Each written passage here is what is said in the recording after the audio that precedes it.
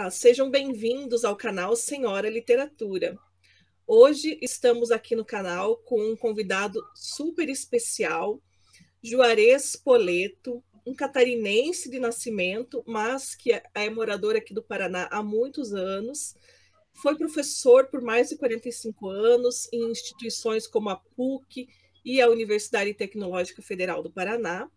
É escritor de longa data, tem aí 20 livros, né, publicados, intercalando a sua produção entre a produção acadêmica, produção de livros em prosa, poesia, livros infantis, e atualmente aposentado, o Spoleto se dedica então a fazer conferências, palestras e à literatura. Seja bem-vindo aqui ao canal, Juarez Spoleto. Obrigado, Francine. É um prazer estar aqui conversando com você novamente, depois de termos tido contato na universidade. Estou feliz de estar aqui. A honra é toda minha, né? Toda nossa aqui no canal. Como o professor falou, eu tive a graça de ser sua aluna no curso de letras na Universidade Tecnológica e desde lá, então, tenho essa admiração tanto pelo Spoleto professor quanto pelo Spoleto escritor. E é uma honra, então, tê-lo aqui no canal para conversar um pouquinho com a gente. E vamos falar um pouquinho, então, dessa sua vasta obra, né? Que começou aí lá em 1981, com os livros da coleção Voo de Vagalume, né? Foram quatro edições ali desse projeto, né? De poesias, de contos. E aí, vamos então falar aqui rapidamente para o pessoal conhecer, né? O seu primeiro livro autoral foi No Limiar da Imaginação. Isso. 1986. Depois, O Anjo Fatal, 1987. Teia, 1988. Alma dos Dedos, 1988. Corpo de Marfim, 1989. Diálogo, 1991. Armazém, 1995. Silhueta, 1998. Vaidade, 2002. Adverso, 2009. Entre a Corda e o Nó, 2010. Fisionomia Líquida, 2015. Jabota e Jabuti, 2015. Visões Poéticas do Mundo do Trabalho, 2016. Literatura e Experiência Humana, Tecnologia e Trabalho, 2016. Vida e Ventos, 2018. Poesia Turva, 2019. Poesia Clara, 2020. Fogo para Flauta e Violinos, 2020 também. E temos aí um no forno para sair, Spoleto? Como é que é? Tem, daqui a algum tempinho sai Oportuno Acaso, pela editora da Universidade Tecnológica. É um romance meio diferente, é um romance misto. Ele alterna a narrativa em prosa e a narrativa em versos. A história é, digamos assim, não antiga, né? É uma história marcada pelo movimento da Revolução de 64 ou do golpe de 64, depende de quem lê a história, vai dizer que é isso ou aquilo, né? Então está marcado por esse tempo histórico e esse romance, eu chamo de romance porque, em última análise, é um romance, né? Esse romance vai contar a história de um indivíduo, de um jovem do interior que se envolve no movimento de resistência. Fundamentalmente é isso. E aí todas as aventuras e desventuras desse envolvimento no movimento de resistência. Em 68, por aí, ele se envolve nesse movimento. Quando ocorria o AI-5, né, o ato institucional número 5, e a repressão se tornou mais acentuada. Né? Então, como é que foi esse envolvimento? E se conversa um pouquinho sobre fatos históricos também, né? Se mistura o fato pessoal, digamos, a história ficcional pessoal do personagem, com fatos históricos ocorridos ali, como raptos de personalidades, né? Sequestros de gente importante, fugas, prisões e tal. Um pouquinho disso aparece como pano de fundo da narrativa. Que interessante. Eu acho que na época que a gente vive, né, onde muitos aí estão esquecendo esse passado e às vezes até pedindo para que volte uma coisa que não, né, não era bem do jeito como se pinta, né?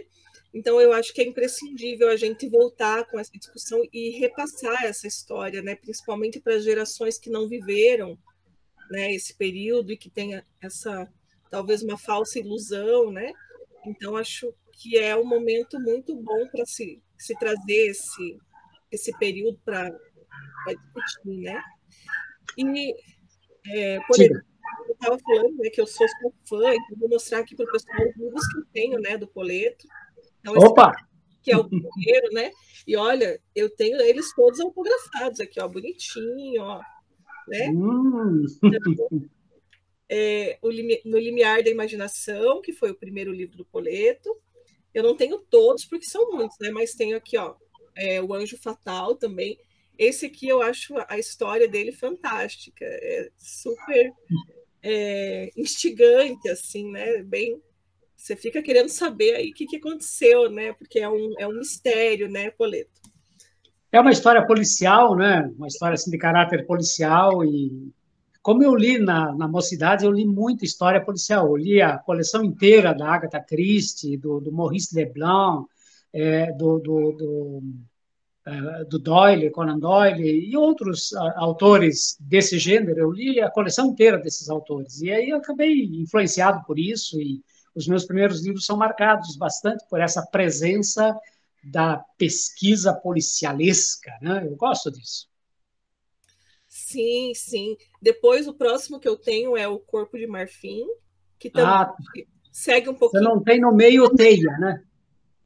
isso. Entre o Anjo Fatal e o Corpo de Marfim tem o Teia, que é dentro da mesma linhagem, assim, de histórias policialescas. E aí depois eu tenho alguns aqui de poesia, né? Que foi da época que eu estava ali contigo na universidade, que é o Ah, o Adverso. Advance. Sim. Também acho assim, tem várias poesias que eu marquei aqui que fiz várias anotações, são muito, muito bonitas. Entre a Corda e o Nó, que é Sim, um romance também, né? sim. E o último que eu tenho aqui é o Fisionomia Líquida. Aí Ok. meio atrasado, estou precisando adquirir os novos aí. Depois, Você me passa seu endereço residencial que eu mando para você. depois nós vamos combinar, né?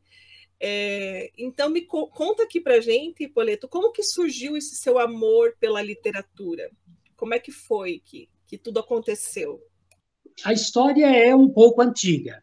Eu preciso contar. Eu sou um contador de histórias, além de tudo, né? E eu tenho que voltar para a minha infância. Eu morava no interior, a casa até era boa, meus pais tinham uma condição razoável de vida, mas culturalmente a minha família nunca foi uma família leitora. Não? Nós tínhamos, para não dizer que não havia livros em casa, havia uma Bíblia, porque famílias cristãs, católicas, etc., tinham a Bíblia em casa, isso era sagrado. Né?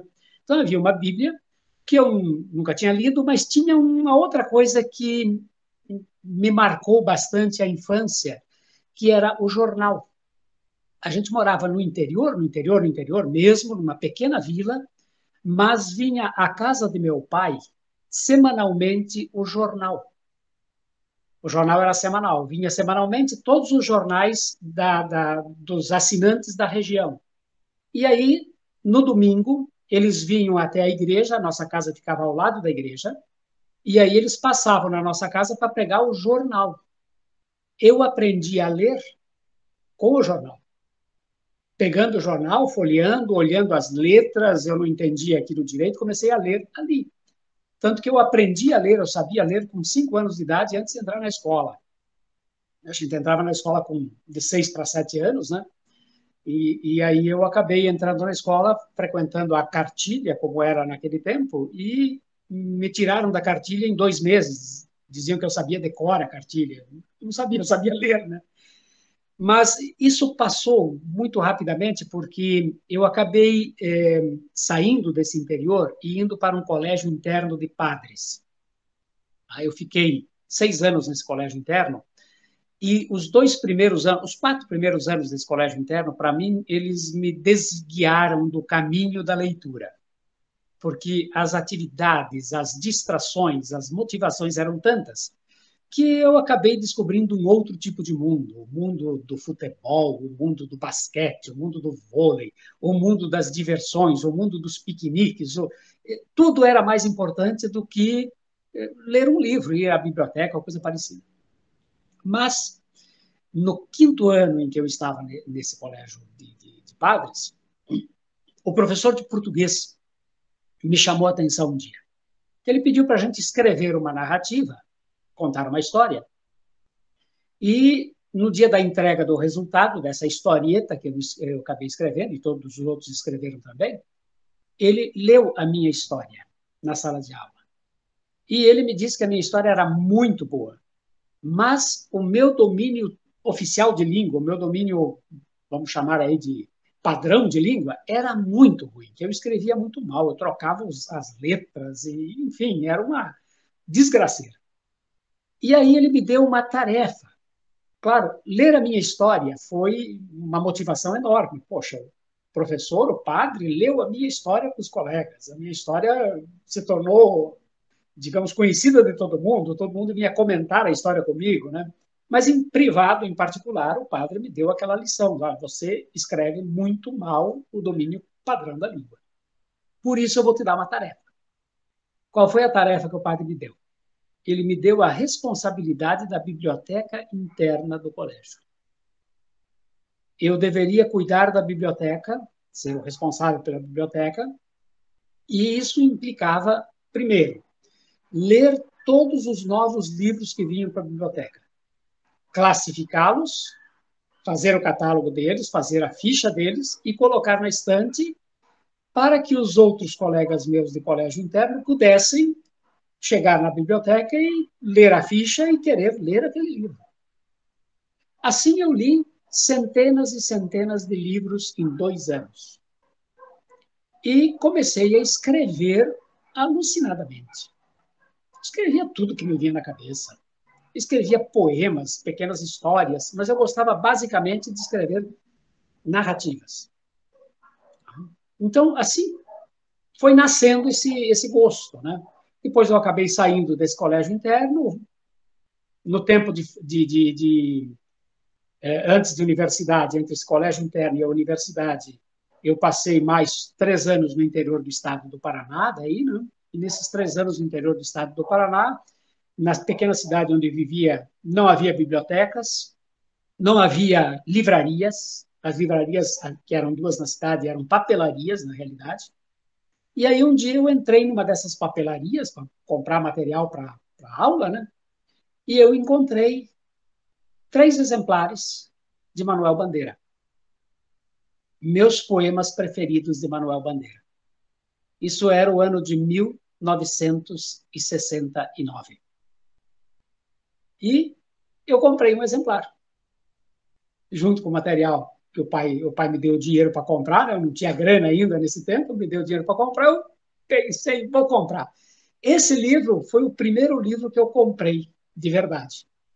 Meus poemas preferidos de Manuel Bandeira. Tenho aqui em casa esse livro ainda, está em frangalhos de tanto usar. Os filhos todos usaram e tal, mas é o primeiro livro. Essa é mais ou menos a história assim, de como eu cheguei a me transformar num leitor e em escrever alucinadamente. Mas escrever mais seriamente, um pouco mais profissionalmente, isso só ocorreu quando eu terminei a universidade e comecei a trabalhar como professor.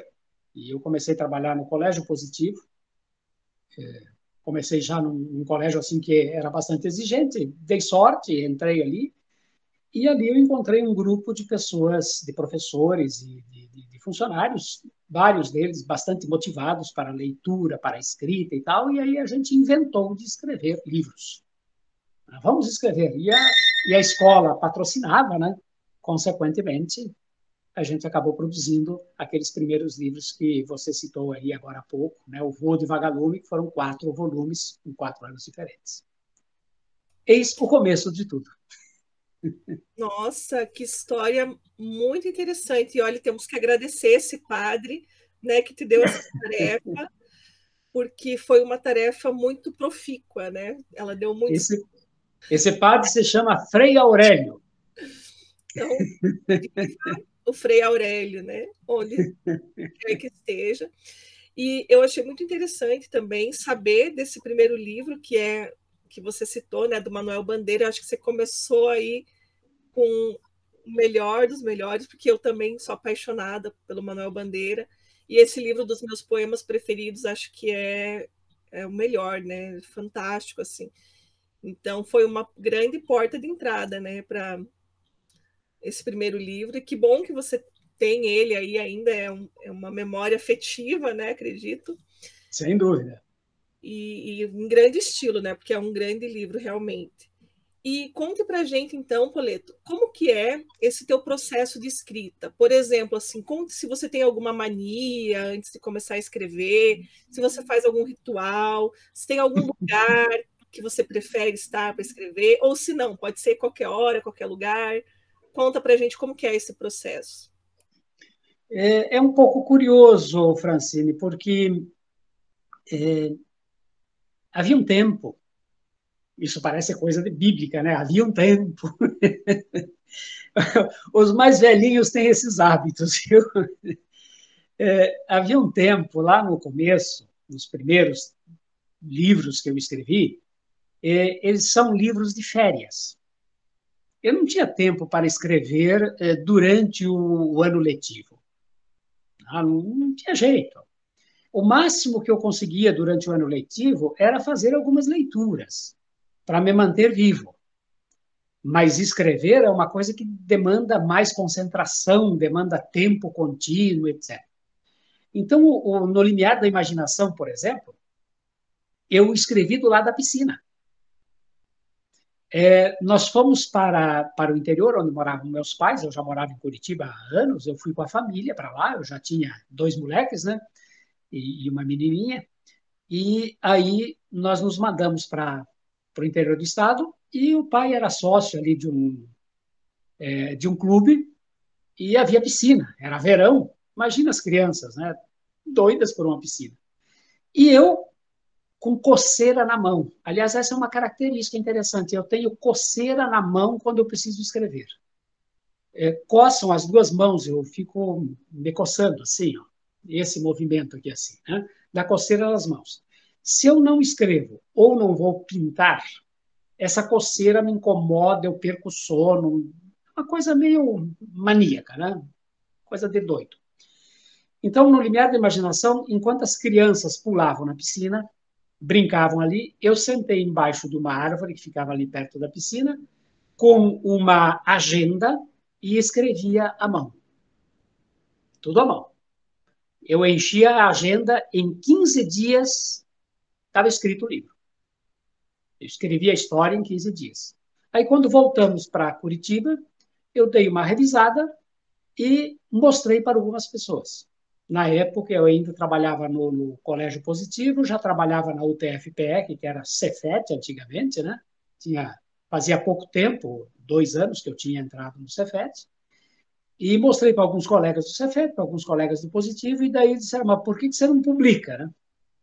E aí eu fui atrás de edição, de uma editora, e estava surgindo uma editora em Curitiba chamada Editar. Essa editora era das livrarias Curitiba. Elas criaram essa editora. Fecharam rapidamente por pressões externas. Como eles eram representantes de outras editoras grandes do Brasil, as editoras grandes pressionam e a editora pequenininha aqui teve que fechar. Mas, enfim, eles acabaram publicando meu livro ali por essa editora chamada Editar. Foram feitas 2 edições no prazo de 6 meses, porque a primeira edição, que foram 3.000 exemplares, sumiram assim em poucos dias. E daí foi feita uma segunda edição. Daí essa segunda edição, quando eles começaram a fazer a venda da segunda dos livros, a editora fechou. E as livrarias Curitiba puseram esses livros lá em caixas, num canto, e ficaram ali guardados. Os últimos faz o quê? Uns 5 anos, mais ou menos, que eu resgatei os últimos livros que eles tinham lá, para não ficarem perdidos ali. Agora nós estamos fazendo uma reedição do Limiar de Imaginação pela editora da UTFPR. Mas, enfim, esse é um processo de criação. Foi durante férias. Assim eu escrevi O Anjo Fatal, Teia e Corpo de Marfim. Os poemas, o processo é totalmente diferente. Eu escrevo poemas a qualquer hora e em qualquer lugar. Por exemplo, eu escrevi do livro Vida Eventos, por exemplo, que é um livro mais recente, grande parte dos poemas foram escritos dentro do carro. Eu tenho sempre dentro do carro não é uma agenda, mas é uma caderneta, né? Como tenho na cabeceira da cama, como tem em outros lugares da casa, uma caderneta e uma caneta. E durante um tempo mais recente, eu acabei indo com alguma frequência a médicos, não por minha conta, mas por conta da minha mulher, e eu a deixava ali no atendimento médico e eu ia para dentro do carro, sentava ali no estacionamento e escrevia poemas. Olhava ao redor, via alguma cena, lembrava de alguma coisa e assim foram surgindo poemas. Né? E os poemas que eu vou escrevendo, eu vou guardando num arquivo que eu chamo de poemas desgrenhados. Esses poemas desgrenhados vão ficando ali no arquivo, até que um dia eu dou uma olhada para ver o que tem. E, de vez em quando, eu acho um livro ali dentro. Foi assim que eu achei Vida Eventos. Vida Eventos eu achei ali dentro. Tinha tantos poemas, devia ter uns 150 poemas, mais ou menos, e eu fui olhando e disse, pô, mas isso aqui dá um livro. E aí eu organizei o livro. Mais recentemente, Vida de Aposentado, como eu disse, eu falo demais, tá? Durante a vida de... Pode falar. Durante essa vida de aposentado, agora, o escrever se tornou um pouco diferente. Eu escrevi recentemente, já está pronto, falta mandar para a editora, mas eu estou segurando, porque eu tenho muita coisa para mandar para a editora e escrita. Eu escrevi um livro chamado Tijolos de Espuma. Esse livro, Tijolos de Espuma, conta um pouco como é o meu processo de escrita hoje. Eu sou matutino, eu produzo melhor de manhã, então de manhã tomo café e tal, dou uma caminhada, né? Eu e a minha mulher damos uma caminhada pelo bairro aqui, a gente gosta de caminhar. Aí eu venho para o computador. Aí eu sento aqui e espero. Abro um arquivo qualquer que eu estou escrevendo e espero. E quando o hábito se configura assim, marcante, quando você faz isso seguidamente, o corpo parece que reage, a mente parece que reage espontaneamente. Então, o estar sentado aqui, naquele horário, diz que é para escrever. E se eu estou com um projeto aberto, escrevendo, simplesmente as ideias vêm e eu escrevo. Não dói nada, não incomoda, simplesmente vem e eu escrevo. Eu não escrevo muito por vez, eu me programo, se eu estou escrevendo uma narrativa, eu procuro escrever, me concentrar assim, numa ideia daquela narrativa, que no máximo daria um capítulozinho. Né? Eu gosto, aliás, de escrever capítulos curtos, difícil escrever capítulos longos, né? Então, funciona desse modo hoje. Né? Mas devo confessar a você com tristeza que durante a pandemia eu escrevi uma meia dúzia de poemas e mais nada. Não consegui escrever. Eu fiquei também paralisado, o vírus me pegou. Não realmente, eu não fiquei doente do vírus, mas o vírus me pegou de alguma maneira. Né? Sabe que essa era uma pergunta que eu até tinha pensado em fazer para você, Poleto, e de como que estava sendo o processo agora nesse período pandêmico, né? Porque as pessoas reagem de formas diferentes, né? Para mim, por exemplo, eu tive que canalizar muito para a veia de escrever, de produzir, de estar. Inclusive, o canal Senhora Literatura surgiu no meio da pandemia, porque a cabeça estava ficando maluca, né? De tanta coisa ruim. Eu falei, não, tem que fazer alguma coisa boa para trazer coisa boa. Então, o canal surgiu muito por isso. Então, é interessante você comentar como está sendo para você, né? Porque para alguns parece que estimula mais a função e outros ficam mais introvertidos, assim, digamos, não sei como que você pode dizer assim, qual é a sensação que você tem de não conseguir escrever por causa desse momento, escrever menos, como que está sendo, então? Olha, Francine, para mim, no começo, nos primeiros dias de pandemia, era uma curiosidade muito grande pela informação, eu queria saber. Essa curiosidade pela informação foi se transformando gradativamente em, não vou dizer raiva, revolta ou coisa parecida, mas, enfim, numa sensação assim de dizer que sacanagem, né? E por que que eu digo isso, né? Que sacanagem, né? Por que que isso aconteceu especificamente comigo, essa coisa meio de ficar revoltado? Porque um pouquinho antes da pandemia, 2 meses antes da pandemia, um dos meus filhos foi morar no exterior. E aí ficou essa coisa de pandemia e a impossibilidade de vê-lo, a impossibilidade de visitá-lo ou de ele vir para cá. Então, para mim, foi uma enorme sacanagem do destino, né? Uma coisa assim. E isso me envolveu bastante, me deixou suficientemente abalado para não querer, não ter vontade, não ter disposição para fazer coisas intelectuais. Eu não sei o que exatamente aconteceu. Né? Não tinha disposição para coisas intelectuais. Não tinha disposição nem para ler. Tanto que eu comecei a fazer coisas físicas. Eu tenho um quintal razoavelmente grande na minha casa, eu comecei a cuidar do quintal. Eu comecei a pintar a casa. Sabe essas coisas que você não faz em tempos normais? Eu comecei a fazer isso. Vamos pintar essa parede aqui, vamos ajeitar isso lá. Coisas maiores que eu não conseguia fazer, eu contratei gente para fazer, mesmo durante a pandemia, guardando protocolos de distância, traz o cara, ó, vai lá, arruma aquilo lá, e o cara fica lá, eu fico aqui, tá tudo bem, né? Mas, assim, ajudei algumas pessoas a ter algum serviço, a ter algum trabalho, a ganhar algum dinheirinho para a sobrevivência, que estava muito difícil, né? Ainda está muito difícil. Mas, intelectualmente, eu paralisei totalmente. E a paralisia foi tal que, no começo, eu até reagi, tentando fazer algumas lives, conversando sobre poesia, né? Depois, até isso foi sendo sufocado dentro de mim, sendo apagado. Né?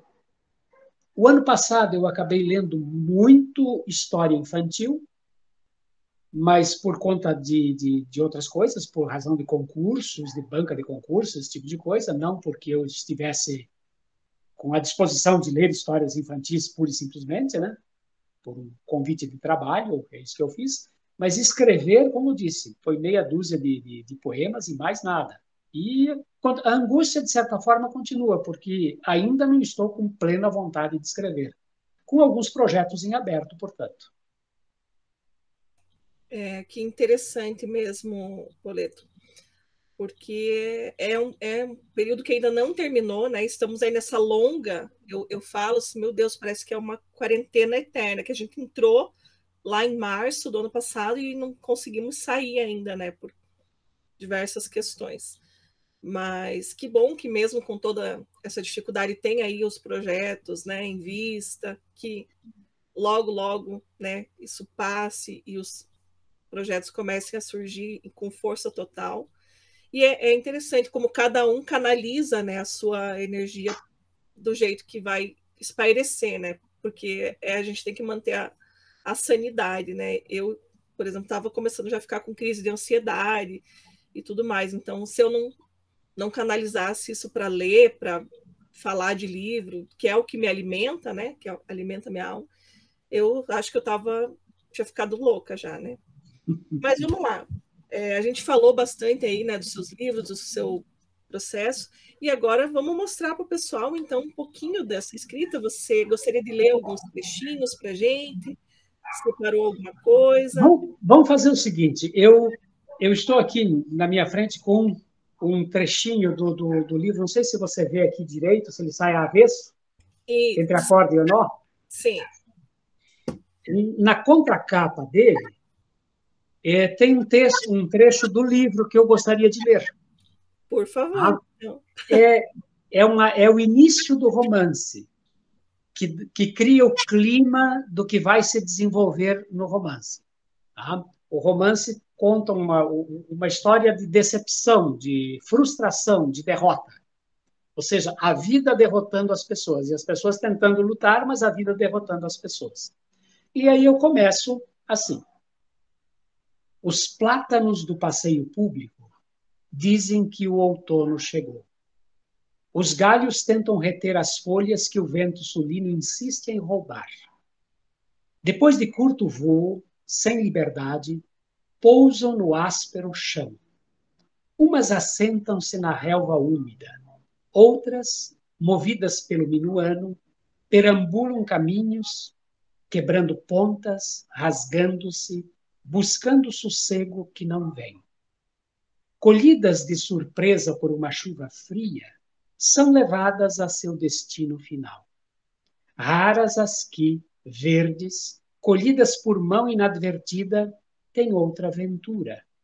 Presas entre páginas esquecidas, amaralhecem entre dois poemas de revolta. A maioria picotada, pisada, sina de massa. Sobreviver? Nenhuma. Só as sementes permanecem, mas apenas as que caem em terreno fértil. O livro começa mais ou menos assim, né? Que lindo, que lindo. E aqui nessa metáfora, falando das folhas, né, se está falando das pessoas, o destino de massa das pessoas. Né? Por isso que eu digo que o livro ele é pessimista, não é um livro assim otimista. Né? Mas, curiosamente, esse livro conta também uma história de caráter policial, conta a história de um delegado, né? E fala muito de tráfico, de drogas, fala de produção de cooperativas, fala, enfim, de angústia existencial, uma mistura de coisas assim que levam um indivíduo a fazer uma reconsideração de sua vida. Esse delegado, que é o personagem central, vai reconsiderar a sua vida, vai repensar a sua vida. Depois de alcançar os altos postos da profissão, depois de economicamente estar muito bem, ele vai repensar a sua vida. Por que eu cheguei até aqui? Como eu construí minha vida? E se tivesse sido diferente? Se eu tivesse feito aquela escolha crucial, naquele momento definitivo, se eu tivesse escolhido o outro caminho e não o que eu escolhi, como teria sido minha vida? É disso que trata Entre a Corda e o Nó. Olha, vamos mostrar então aqui para o pessoal, né? Esse aqui, ele está à venda pela Juruá, Poleto. Pela Juruá. Uhum. Então, você pode conseguir também, evidentemente, lá na Amazon existe, né? sim. A Amazon sempre tem esses livros aí, né? Então, também dá para você por lá. Depois vamos deixar aqui na descrição do vídeo, então, para quem quiser, né, adquirir, ficou curioso, né, para conhecer. E aqui, ó, eu vou falar o que o professor escreveu no meu livro. Ele escreveu para mim assim, ó: para Francine, nunca pôr o pescoço entre a corda e o nó. Então fica a dica aí, né? É muito legal, Poleto. E além desse livro, que é um romance, né, você separou algum outro trechinho de poesia ou alguma outra coisa que você queira também para a gente? Poesia tem tanta aqui que eu não sei o que escolher, mas eu marquei alguma coisinha para ler para você.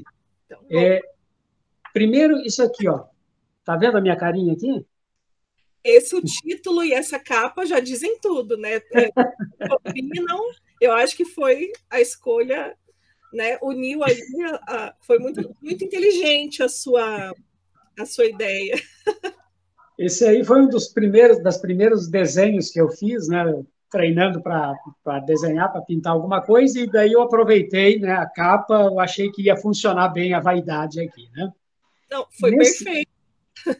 Nesse livrinho Vaidade, existem vários poemas aqui que me encantam aí até hoje, mas tem um em especial que ele foi musicado já 2 vezes. 2 músicos o utilizaram e fizeram 2 canções diferentes. Se chama Canto Sertanejo. Eu vou ler para você o Canto Sertanejo. Seu público, de repente, vai gostar. Viola fina tiritando tanto tino, afinando o violino, repicando o violão. No dedilhar do meu piano passo ano, soletrando no compasso o passo do meu coração. Se na viola nasce o sonho sublimado, no violino afinado repasso minha canção. No longo braço, onde a corda se alonga, lamenta-se uma milonga ou canta alegre o carrilhão. E quando vejo a tarde na agonia, paro a minha cantoria, começo minha oração. E então eu durmo até amanhecer o dia, para criar nova alegria no choro do violão.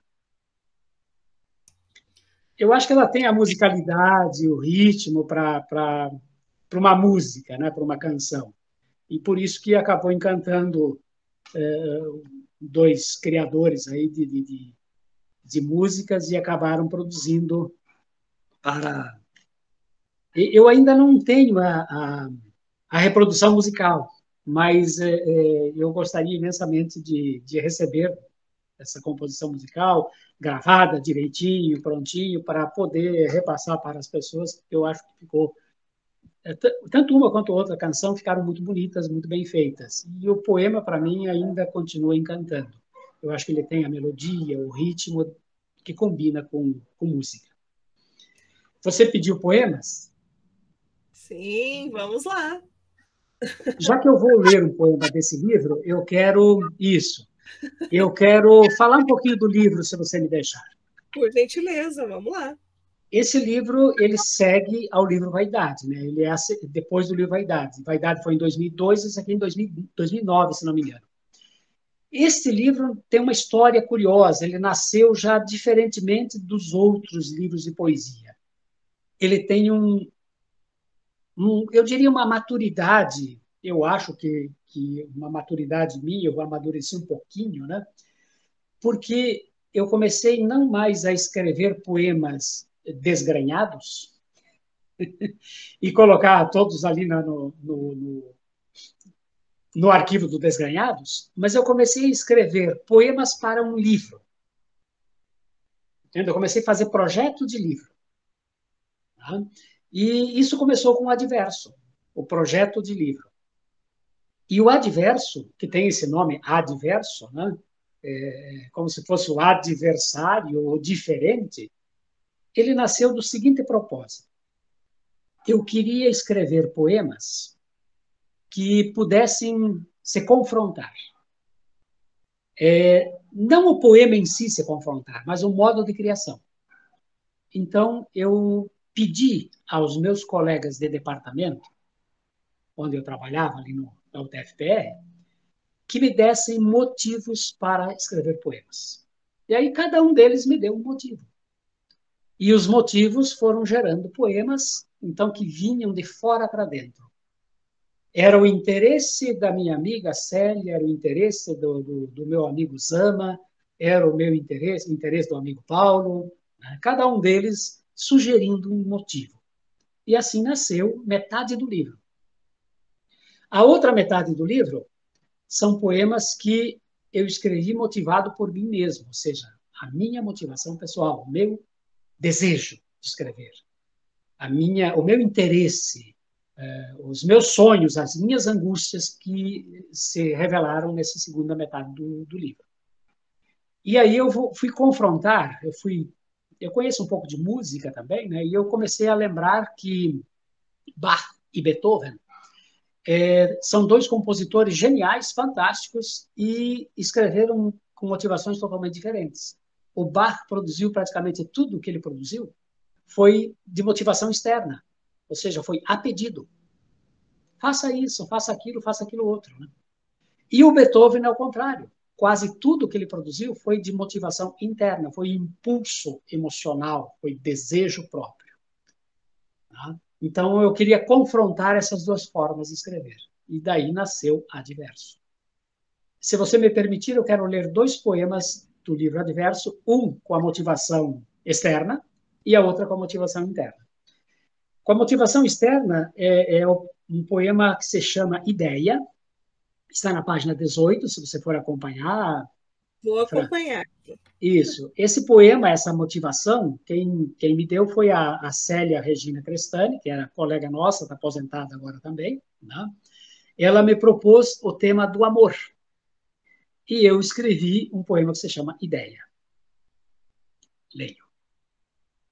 Sentei-me diante de ti como quem se acomoda e aninhei-me em teus olhos, figura. Não senti vergonha nem medo de me mostrar assim, nua de intelecto. Não me disseste palavra, mas pressenti nos lábios a ameaça da enunciação, que se conteve num sorriso. O teu silêncio me convidava e não neguei a entrega plena. Tu me cobriste com panos azuis e me deitaste sobre lençóis brancos. E nos amamos como conhecidos que há muito se querem. Fran, esse poema ele foi escrito com um duplo sentido o tempo inteiro. Na primeira leitura, evidentemente, qualquer leitor vai ver aqui um jogo de sedução, tá? Um encantamento, um convite, e um convite para a horizontal, né? Um convite quase sexual aqui. Mas, olhando nas entrelinhas, é uma voz feminina que está falando, né? Que se acomodou diante de um alguém. Né? Esse alguém não disse nada, né? Mas essa ideia feminina, essa coisa feminina, que é a ideia, né? Por isso o título se chama Ideia, está na expectativa de ser enunciada. Né? E ela acaba se entregando plenamente. Ela notou que havia uma expectativa de ser dita, e ela se entrega plenamente. E para mim, os versos que dizem isso de uma maneira perfeita são ali: tu me cobriste com panos azuis e me deitaste sobre lençóis brancos. Para mim, isso é a metáfora de escrever, né? Os panos azuis, a letra, né? Sobre o papel, sobre o lençol. Isso. Eu, quando você falou, eu já falei, ó, o título, ele diz muito, né? Isso. E como você falou, ele tem, à primeira vista, parece essa sedução homem-mulher, né? Aqui. Isso. Mas quando você chega ali no final, que você chega ali nos lençóis brancos, né? É quase como se estivesse lendo a folha em branco, né? Isso, a folha em branco. Isso. E daí a ideia e o escritor, a ideia e quem a possui, se amam e se completam plenamente. Né? Esse, então, foi motivado por externamente. Daí, internamente, motivação própria, o poema está na página 61, Fran, se chama Memória. Achou? Já achei aqui. Vamos lá, eu leio. Era uma faca, lâmina larga, inoxidável. Refletia as formas de mamãe que picava o frango. Descia sobre os ossos definitiva. Não matava. Cortava o já morto com competência. Cresci com a imagem inexorável. A faca é minha agora. Não perdeu o fio. Guardo o meu reflexo imponderável. Agora você vai Diga. comentar com a gente. Oi? Agora você vai ter que explicar para a gente essa memória. Memória, né? Aqui o poema fala da mãe, tem um fio condutor que é a faca, para chegar no eu. O que é o eu? É a memória genética da mãe. O eu é a marca da mãe. A mãe deixa no filho alguma coisa ou na filha alguma coisa. Tá? Então, essa memória é inicialmente inoxidável, mas da metade para diante do poema ela se torna inexorável, quer dizer, é inevitável, não tem como. Porém, quando ela está no produto final, que é o filho ou a filha, ela se torna imponderável, porque não se sabe o que vai acontecer, depende do filho ou da filha. Ou seja, você recebe alguma coisa, mas o que você vai fazer com essa coisa? A mãe picava o frango com a tal da faca. Não? O que vai fazer o filho com essa faca agora? É imponderável. Não dá para saber. Maravilhoso, maravilhoso.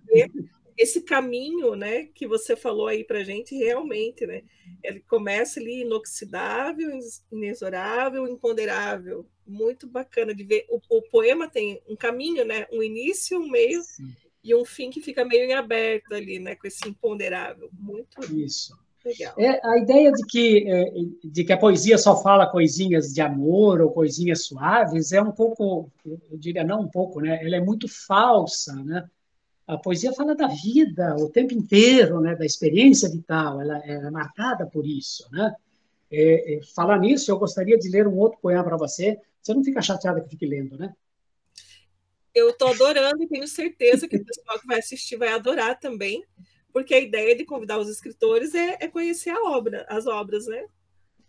Esse você tem aí também, né? Tem, Isso. tem. Se você for até a página 16, já que eu toquei no assunto de que a poesia não é uma coisinha, uma historinha de amor, a poesia não lida só com isso, a poesia lida com toda a experiência vital. Este poema que está na página 16, se chama Em Três Vozes, eu escrevi ali em 2014, 2015, mais ou menos nessa época, um pouquinho antes da publicação do livro, tanto que é um dos últimos livros que eu vou agregar, um dos últimos poemas que eu vou agregar a este livro, Em Três Vozes. Esse poema eu escrevi por ocasião da Consciência Negra. Tá? Inclusive, ele foi exposto na universidade, num painel que você fez da época, ali naquele saguão embaixo da biblioteca. Leio. Em três vozes.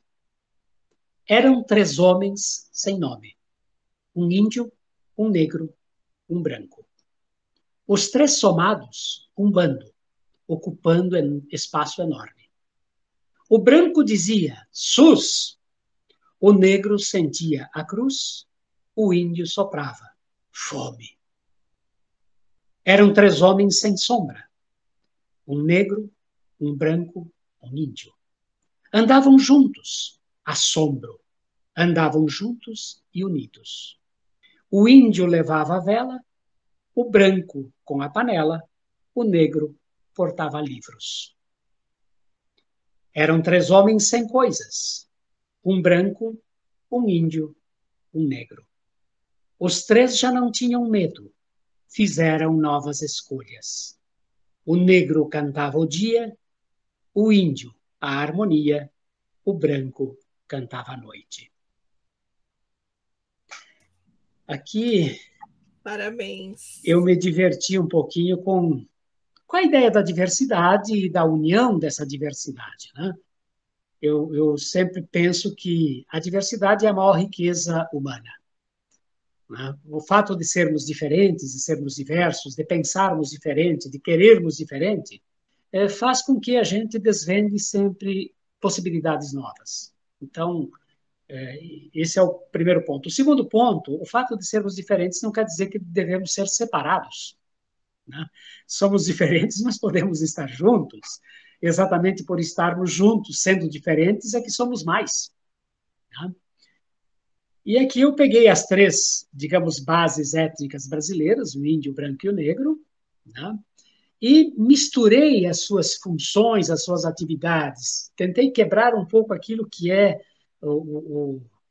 a marca cultural rançosa que a gente ainda tem, né? Então, inicialmente, na primeira estrofe, cada um deles está identificado por aquilo que é mais ou menos, né? O índio passando fome, o negro sofrendo e o branco dizendo vamos, né? Vamos, sus, para frente, né? Já na segunda estrofe, as coisas se misturam. O índio com a vela, né? A vela é a luz. O branco com a panela é o alimento, o trabalho, né? E o negro com a cultura, com o livro. As coisas começam a se mesclar, não fica um com uma coisa sempre, né? As coisas se misturam. E no último momento, o negro cantava o dia. Quer dizer, o negro na luz, o negro e a claridade se somam. Né? O índio, a harmonia e não a disputa, não a briga pela terra como nós temos. E o branco, fazendo também esse papel de transportar-se para o outro lado e vivenciar e experienciar a vida do outro. Né? Então, foi uma tentativa de mostrar essa mescla, essa mistura, né? Que eu acho especial que a poesia faz. Né? E aí, do mesmo livro, se você me permite, o último poema, página 110. Vamos lá. Eu, inclusive, tinha. Se você não lesse esse, eu ia ler, que eu já tinha separado também. Por favor, esse poema é belíssimo também. Todos são, né? Mas eu acho que sempre tem aqueles que tocam a gente de uma forma diferente. E esse aqui foi um que me tocou bastante. Por favor, Poleto, para nós. Esse poema, como diz o título, poética, né? Todo poema que se chama poética, em princípio, ele está falando da própria poesia, né? Ele está dizendo alguma coisa sobre a poesia, o ato de criar, alguma coisa desse gênero, né? E daí, imitando tantos outros grandes poetas, eu aqui pequenininho estou escrevendo um poema chamado Poética. Né? Isso aqui é influência daquele livro do Manuel Bandeira, dos meus poemas preferidos, que ali dentro tem a poética do Manuel Bandeira. Então, eu não podia deixar de escrever uma poética também. Lá vai. O exercício de dizer a existência é a tradução impossível de moldar água com ar. O vento é o silvo que fustiga o deslizar das águas rumo ao oceano. Não é ele que conforma os contornos, mas lhe cresta a fisionomia e lhe dá a expressão. É assim pequenininho. Mas, vamos lá. Primeira estrofe. O exercício de dizer a existência, a tradução impossível de moldar água com ar, para mim é óbvio. Dizer, a poesia não consegue dizer a vida, por mais que tente. O exercício de dizer a existência, a tentativa de dizer o que é a vida, é uma tradução impossível. Eu não consigo pôr em palavras o que é a vida, por mais que eu tente. É impossível. É como tentar moldar água com ar. Não dá. Tá? Tem gente que diz assim, não, mas eu sou preciso na linguagem, eu digo o que eu quero. Impossível, você se aproxima daquilo que quer. Primeiro que são coisas tão distintas, né? A palavra é uma sequência visual ou sonora, e a coisa da realidade é a coisa da realidade. Eu não consigo dizer a coisa da realidade com uma tradução.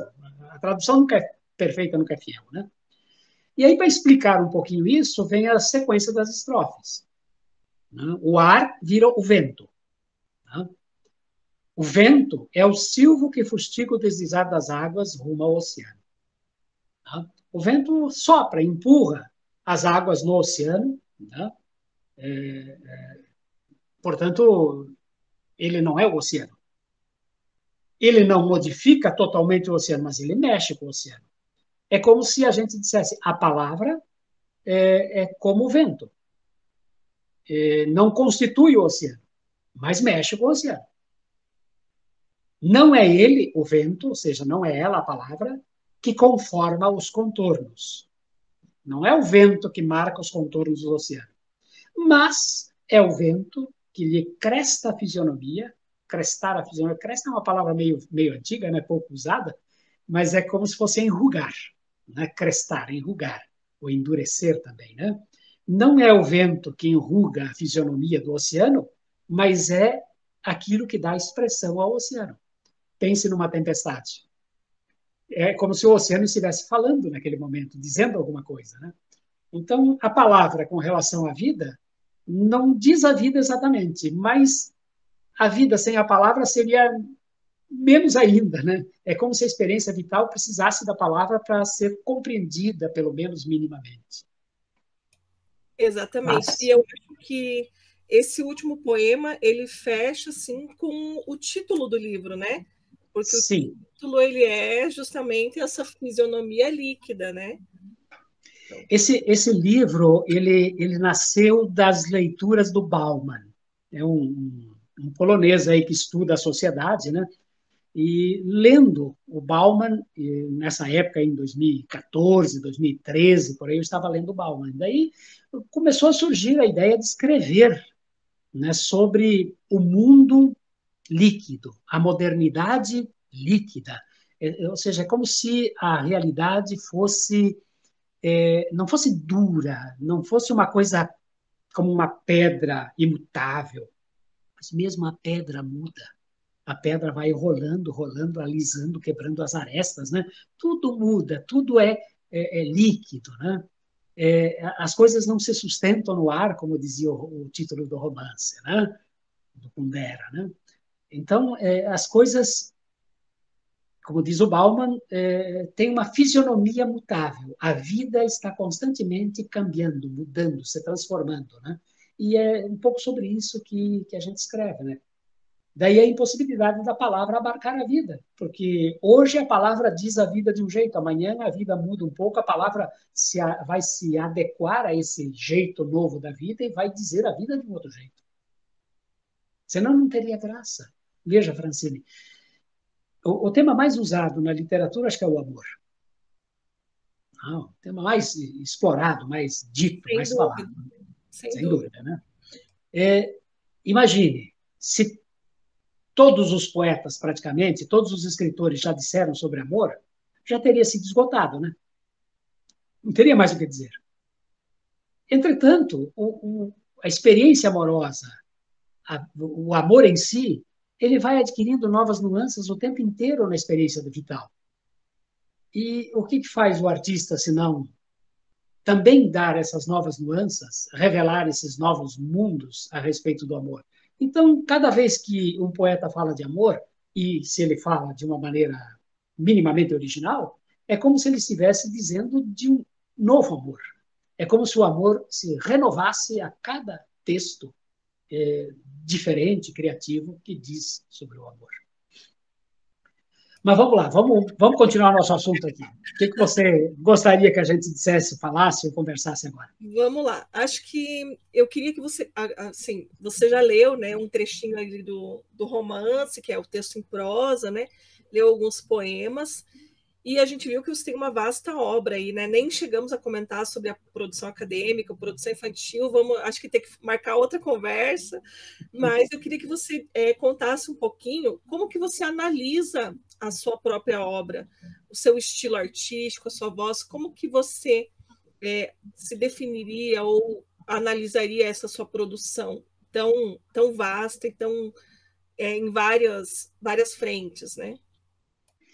Olha, Francine, é muito difícil a gente falar das próprias coisas, porque a gente não tem um distanciamento adequado, né?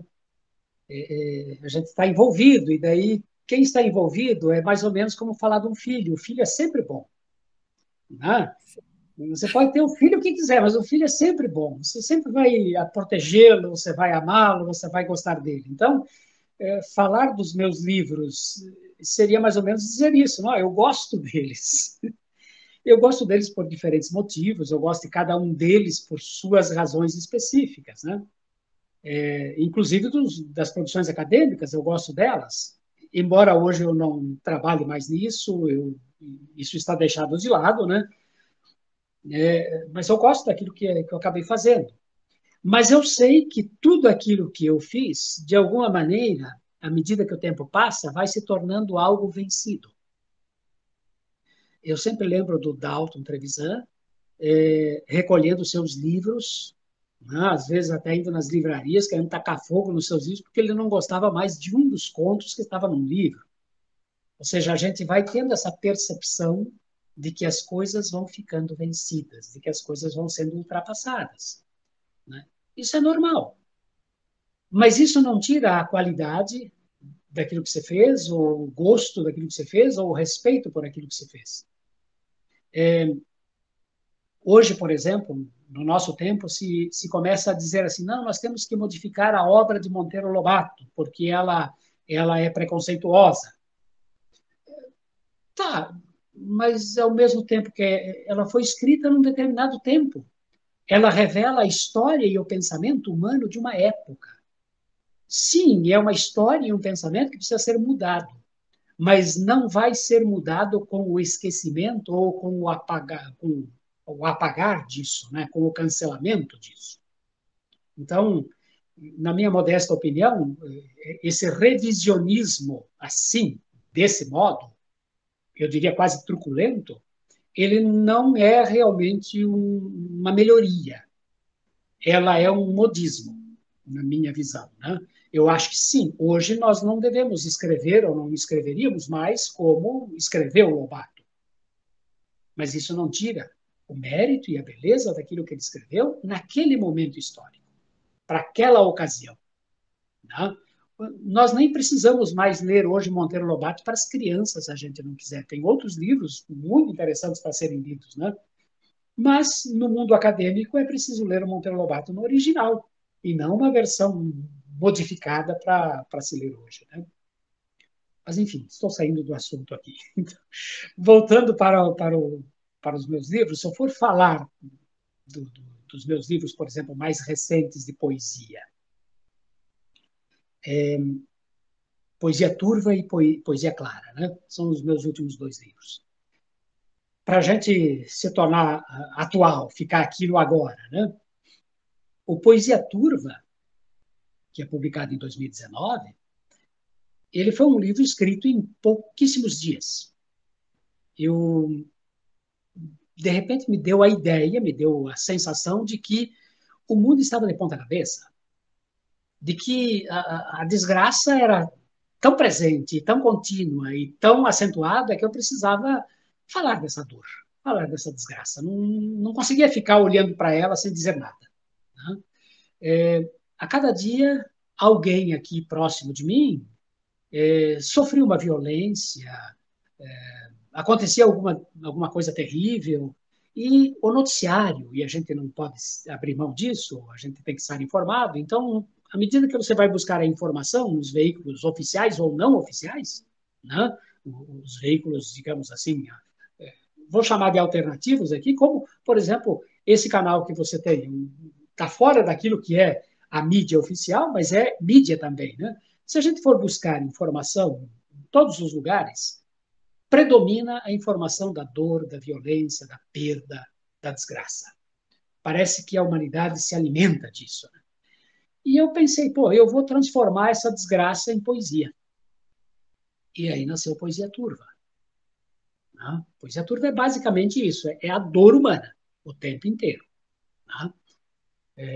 Os vários aspectos da dor. Por exemplo, leio um poeminha para você chamado Reciclagem, que tem 5 versinhos. Reciclagem, tem tudo a ver com o nosso tempo. Né? Veja, Curitiba recicla em torno de 30%. Nós E é, precisamos chegar a 80% e é uma das rapidamente. que mais recicla, né? Ainda. Isso, no Brasil é uma das que recicla mais. Né? A reciclagem. Sempre se pensou a morte como uma dimensão mística. Este morreu em 3D, vítima de uma bala de material reciclável. É o nosso tempo para mim. Nossa. Né? E acho que isso que você falou, tem a questão do espírito do tempo, né? E acho que você escreveu esse livro em 2019. Sim, 2018, publicado em 19. Vejo que estamos vivendo aí 2020, 2021, né? Sim, sim. Veja, pensar a morte como uma dimensão mística, quase todo mundo tem essa relação, né? O que vai ser depois da morte, a espiritualidade, não, morreu, acabou e tal, né? Este morreu em 3D. Aí tem toda a linguagem do nosso tempo, né? Em 3D, sim, porque não vai morrer em 2D, vai morrer em 3D. Vítima de uma bala de material reciclado. Perfeito para o nosso tempo. Um outro aqui desse mesmo livro, para você sentir um pouco da dor, das dores do mundo, né? A gente marca, depois tem que procurar. Esse aqui é para dizer, é um metapoema, né? Se chama Tentativa, é para dizer como o poeta, de certa forma, não consegue escrever sem ficar marcado pelo mundo em que ele está. Chama-se Tentativa. Na vida, tudo é rascunho. O verso escorrega na planura da página e cai nas poças do cotidiano, com o mérito das incertezas, lambuzado pelo mundo. Não tem como não ser assim. Né? Muito Eu legal. gosto... Diga. Esse seu poema me lembrou muito um livro que eu li recentemente, de um outro escritor nosso aqui, que é o Leprevot, que ele tem o Ode Sim. Mundana. Uhum. E me lembrou bastante, assim, essa... Acho que o seu livro, Poesia Turva, deve conversar muito com o livro dele, Ode Mundana. Eu, infelizmente, não conheço esse livro do Leprevot. Na vida, tudo é rascunho. Sim, não tem como passar limpo a vida, né? Você vive pela primeira vez e é a vez definitiva, né? E o poeta é aquele indivíduo que está marcado, lambuzado pelo mundo.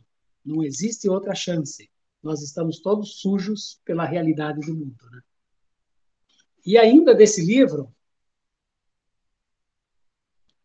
preciso, dentro da mesma ideia de arte, se chama preciso. Na arte e na vida, o mais definitivo é o transitório momento de algum invento. Na arte e na vida, o mais definitivo, quer dizer, aquilo que marca, aquilo que fica, é o transitório momento, quer dizer, definitivo é transitório, Sim. de E, algum invento. e me diga, o título dele é Preciso. Preciso. E me diga se tem a ver aí com esse jogo de palavras, como fez o Pessoa, né, do preciso. Sim, Tem alguma coisa a ver com isso também? tem o preciso de precisar e tem o preciso de precisão. Né? Tem as duas coisas que estão aí presentes, né? Não dá para negar uma nem a outra. Não tem como você dizer que o preciso é uma coisa e não é a outra, né? Nada é tão preciso para ser uma coisa só. Né? Muito, muito legal, muito legal.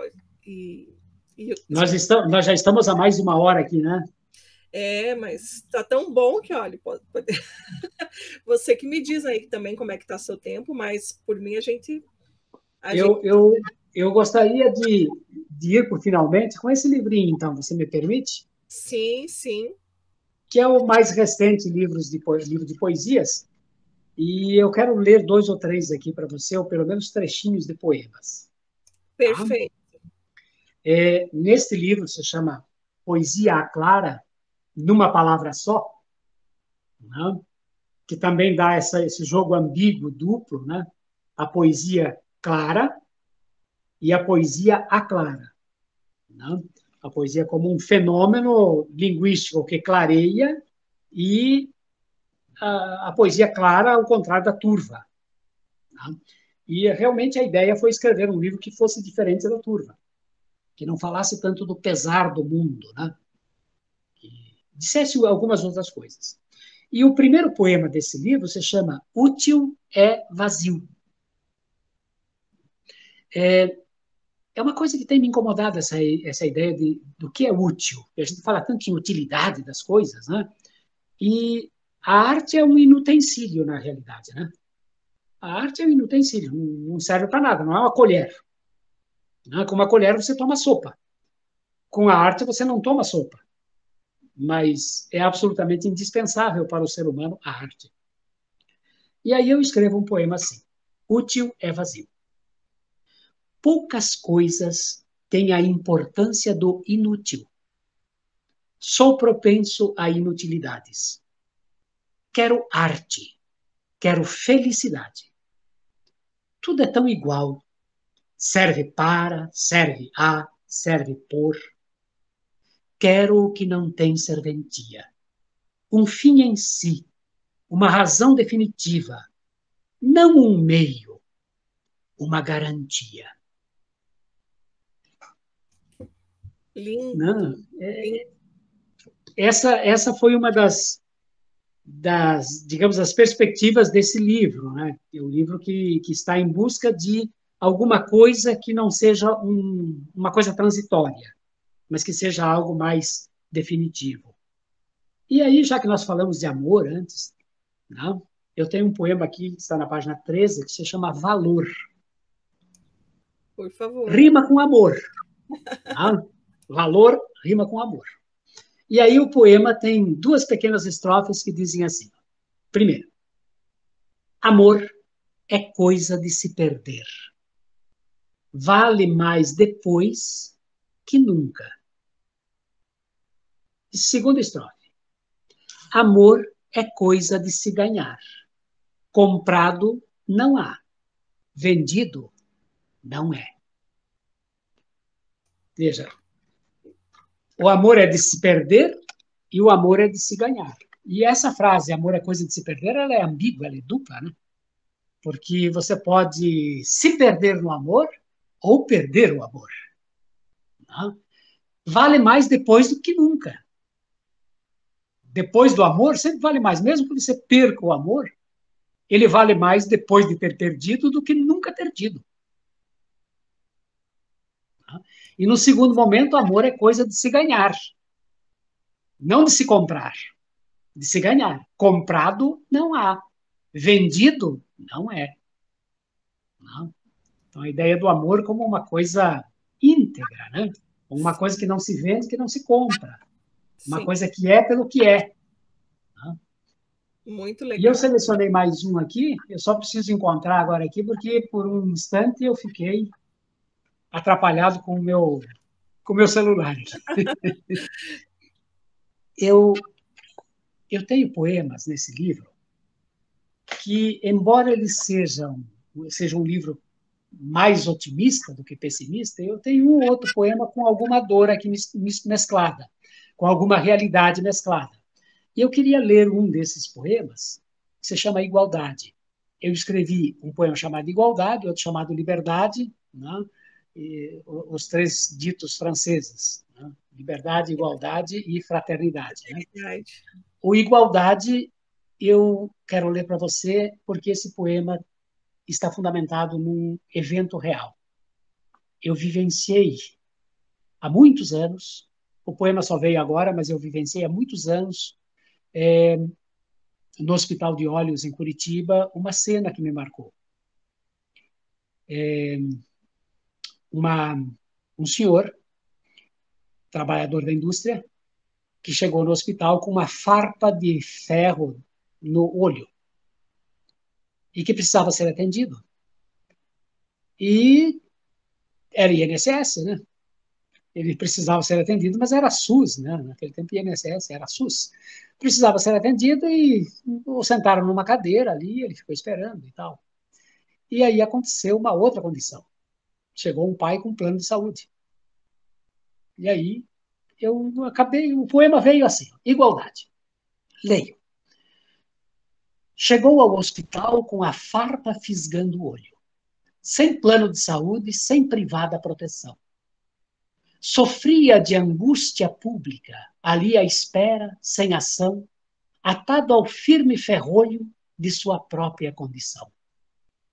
Desejou não ter nascido, mas vivo, em sofreguidão, ouviu na porta o vagido da criança carregada pelo pai desesperado procurando solução. O cartão do privilégio segurava numa mão. O filho acolhido na maca, médico de prontidão, atendendo com critério. O da farpa foi ficando, murchando olho e esperança. Para qual lado a balança pende no caso sério? Há cidadão de Bragança, há outros só de miséria. Para que precisa de olho se só enxerga a desgraça? Melhor não ver a cachaça que engana seus sentidos. O que ouve é o bastante. O que disser, esquecido. Nossa, Poleto, esse foi forte, hein? Nossa, muito forte esse poema. Ele é a angústia total, né? A Sim, dor sim, plena, absoluta, né? sim. E eu acho que dói muito porque é muito real, né?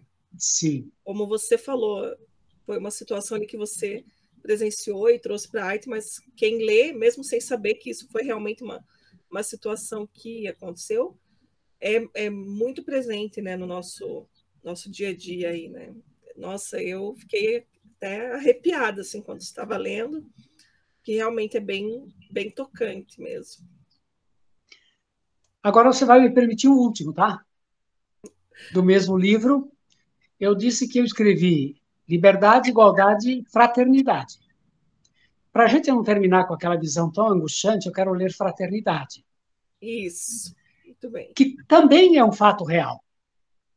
Fraternidade também nasceu agora, recentemente, o poema, mas ele é uma memória que eu tenho de 1975. Você tem ideia do que aconteceu em Curitiba em 1975? A neve, talvez. Isso, a neve, perfeito, boa memória. É, A viu? neve, minha querida, a neve. A cena que eu vou mostrar aqui para você aconteceu na Praça Rui Barbosa, em 1975. Então, Fraternidade. desse tempo que eu nem era nascida ainda, então Mas você sabe da data, né? vou viver a sua memória agora. Na rua, o inverno é outro. Um inferno congelado e morto. A criança de capote, pullover, sapato e mais algum aparato para a proteção do frio. A luva atrapalhava seus olhos de fantasia na praça de folhas secas de mais amplas alegrias. Ali, no banco, tremendo, outra criança pedia. Era pão o seu desejo. Qualquer coisa aceitaria. Olhou o menino franzino.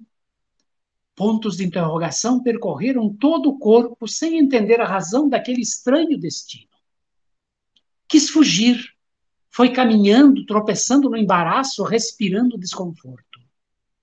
Então, constrangido, voltou constrangido, ferido o coração, a certeza em cada passo. Primeiro cedeu as luvas e outras quinquilharias, e, sobretudo, o capote, sob o qual o outro sorria. Completou a doação, estendendo a mão já fria, e os dois se abraçaram e, abraçados, se aqueciam. Ai, que lindo. Obrigada, Poleto. Obrigada.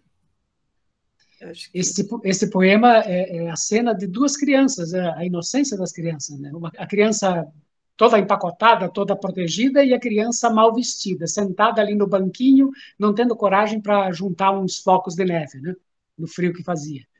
E o menino do capote, o menino viu aquilo e andou para cá, andou para lá, e de repente ele foi lá e deu as luvas para o outro, e tirou o capote, colocou o capote, e fui cumprimentar, e o outro menino o abraçou e ficaram abraçados embaixo do mesmo capote.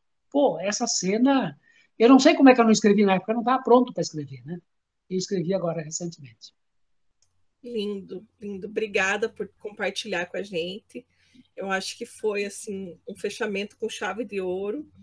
E como eu falei, ficaria aqui conversando com você tempo, né, que fosse necessário, mas para a gente deixar então mais, né, dentro de um tempo legal para o pessoal assistir. Queria que você falasse, então, só para terminar rapidamente, assim, dos seus projetos futuros, o que tem aí em mente, o que a gente pode esperar do Poleto no futuro próximo. Vamos lá então, Francine. Dos poemas desgrenhados que eu te falei, eu já estou com uma boa quantidade de poemas dentro de uma determinada direção e que talvez nasça um novo livro de poemas ali. Mas estou sem pressa porque hoje, agora, nesse tempo, como eu disse, eu não estou escrevendo, né? Mas eu tenho a perspectiva de em breve voltar e eu quero me dedicar mais às narrativas. E aí, dentro das narrativas, antes da pandemia, eu tinha terminado já o Oportuno Acaso, que já está quase pronto na editora, deve sair daqui a alguns dias. Mas eu estou com 3 livros prontos, 3 narrativas prontas, já acabadas, revisadas, prontas para ir para a editora. Eu só estou esperando um tempo, porque não dá para publicar 3 livros num ano, né? A gente publica um, dois no máximo, é complicado. Então, eu tenho Tijolos de Espuma, que eu já citei para você, que está no caminho. Esse é Tá? narrativo também.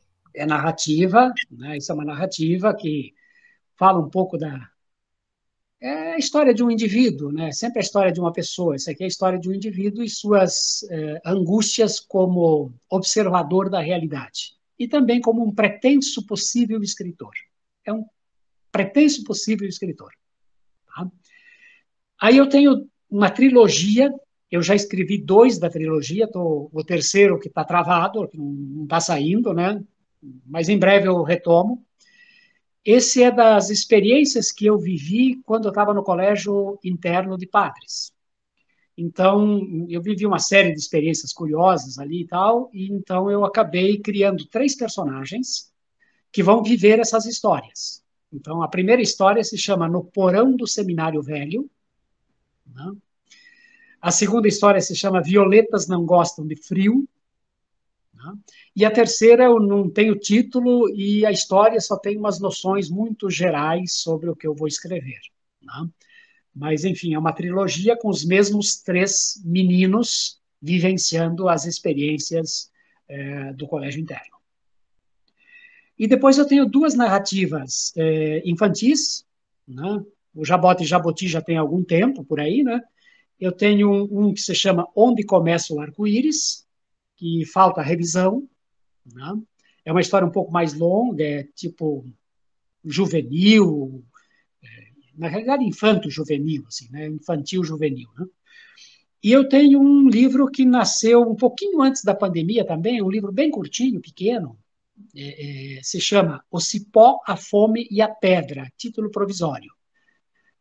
Conta um pouco, não sei se você lembra, um pouquinho antes da pandemia, nós tivemos um surto de queimadas muito grandes, né, no Brasil aqui, e nasceu a partir daí, né? Essas queimadas acabaram motivando a escrever O Cipó, a Fome e a Pedra, sobre o mundo indígena, né, uma historinha que se passa no mundo de uma aldeia.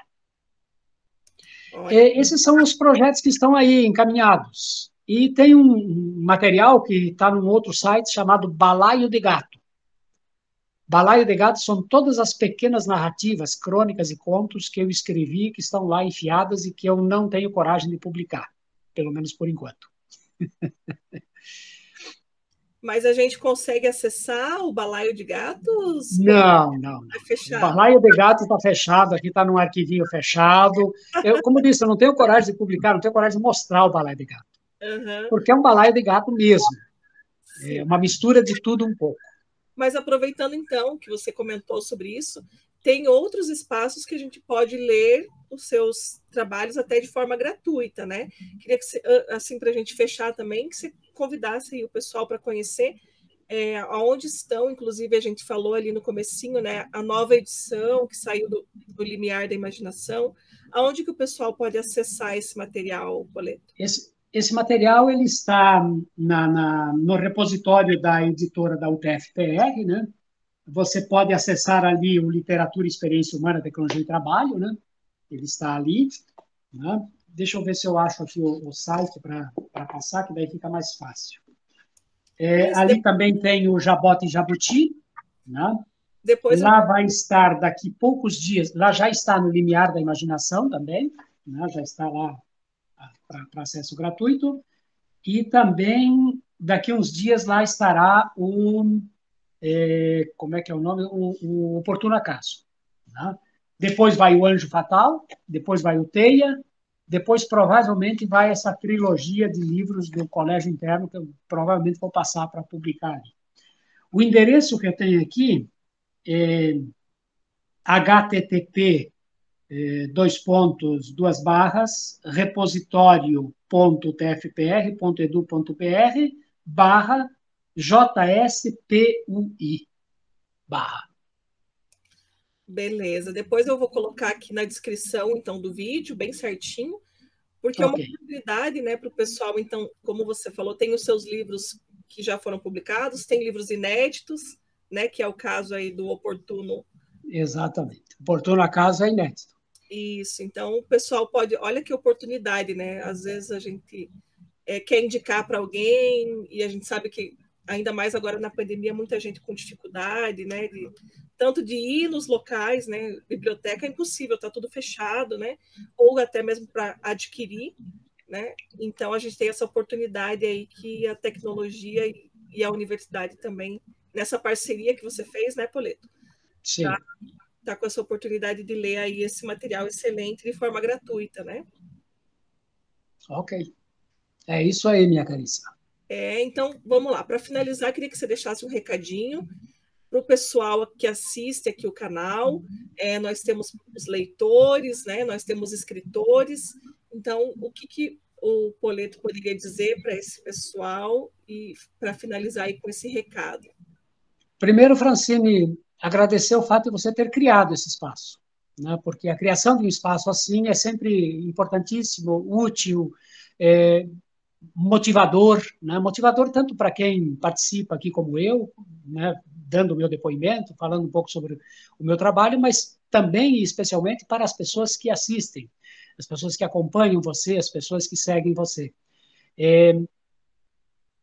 Primeiro, para aqueles que gostam de leitura,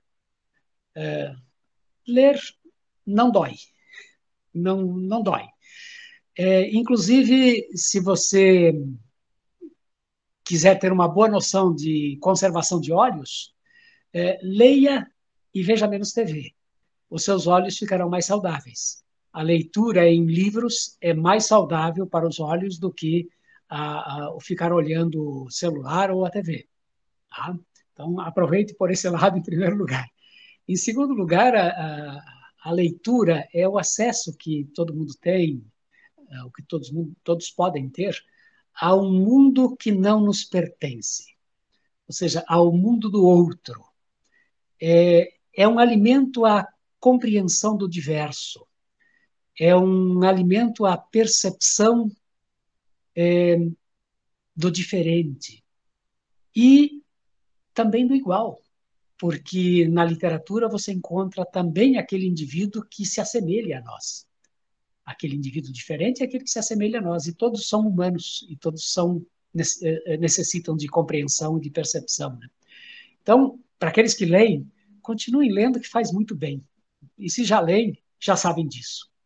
Para aqueles que querem escrever e que escrevem, obrigado. Eu preciso agradecer, porque quem escreve está proporcionando alimento para a intelectualidade, para as emoções, para a alma humana. Isso faz um bem enorme em tempos de insegurança como os que nós vivemos. Aliás, a humanidade sempre viveu em tempos de insegurança. Às vezes a gente supervaloriza as inseguranças do nosso tempo, mas as inseguranças sempre existiram. E não queiramos comparar as nossas inseguranças de uma pandemia com as inseguranças de uma Segunda Guerra Mundial. A nossa é bem mais leve, tá? Aqueles que escrevem, então, obrigado. Obrigado e continuem fazendo o seu maravilhoso trabalho, que é de proporcionar um alimento que poucas pessoas podem produzir. Não é um alimento que se produz em grande quantidade, em grandes áreas, como se produz soja ou milho no Pantanal, na região do Mato Grosso, na região do Paraná. Né? É outra coisa a literatura. Obrigado por fazer isso. Obrigado, Francine, pela oportunidade. Muito obrigada, Poleto, por você ter passado essa hora aqui com a gente, ter compartilhado a sua escrita, a sua história.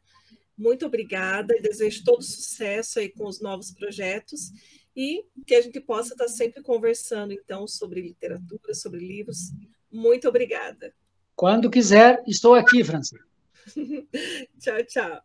Tchau, tchau.